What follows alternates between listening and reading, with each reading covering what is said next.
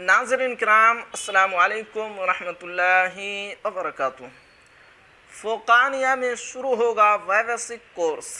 जी हाँ नाज़रीन, बहुत ही बड़ी ख़बर है। क्या है आपको शुरू से पढ़कर सुनाता हूँ। पटना बिहार राज्य मदरसा शिक्षा बोर्ड में परीक्षा पैटर्न में धीरे धीरे बदलाव कर रहा है।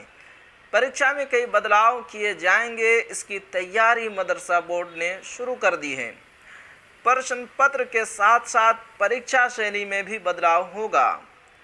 फ़ोक़ानिया और मौलवी वार्षिक परीक्षा 2024 में बहुविकल्पीय प्रश्न पूछे जाएंगे।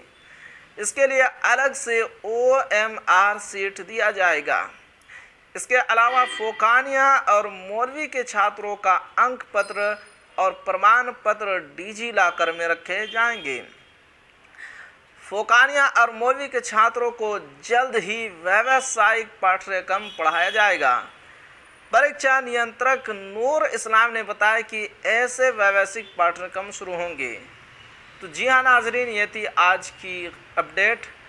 आखिर में आपसे एक छोटी सी गुजारिश है कि अगर आप हमारे चैनल पर नए हैं तो हमारे चैनल को ज़रूर सब्सक्राइब कीजिए और बेल आइकन के घंटे को भी ज़रूर दबा दीजिए, क्योंकि मैं आपके लिए इसी तरह की खबरें लेकर आता रहता हूँ।